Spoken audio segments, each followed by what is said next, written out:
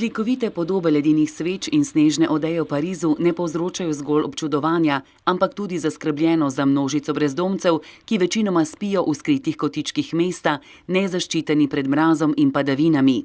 Uradnih številk, koliko je v francoski prestolnici brezdomcev, sicer ni, čeprav so skušali vse že popisati.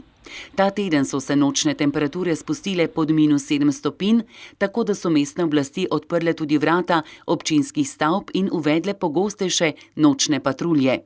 Zavetišče za brezdomce na južnem delu mesta je polno zasedeno. Vsak dan prejemajo več klicev in prijav za nujni sprejem. V zavetišču je sicer tudi nekaj brezdomcev, ki so tam že dlje časa. Nekateri se znajdejo in so čez dan v kavarnah ali pa na občasnem delu, v zavetišče pa pridejo zgolj prespat.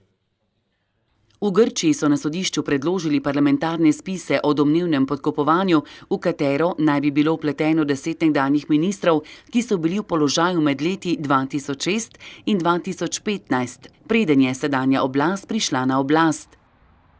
Nekdanji grški premier Antonis Samaras, Panagiotis Pikramenos in 8 nekdanjih ministrov za zdravje in finance so vpleteni v domnevni korupcijski škandal, v katerem je švicarski farmacevtski velikan Novartis obtožen nezakonitih plačil za določanje cen in povečanje dostopa do trga.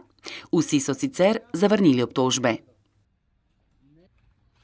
V živalskem vrtu v Londonu so začeli šteti živali, ki domujejo pri njih. Običajno to sicer naredijo konec januarja, a so ga zdaj prestavili zaradi decembrskega požara.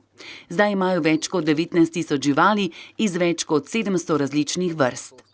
Pri njih najdete vse od azijskih levov do meduz. Več ljudi je bilo poškodovanih v nesreči z balonom v avstralski dolini Jara. Potnike je namreč vrglo iz košare, ko je pilot balona skušal pristati.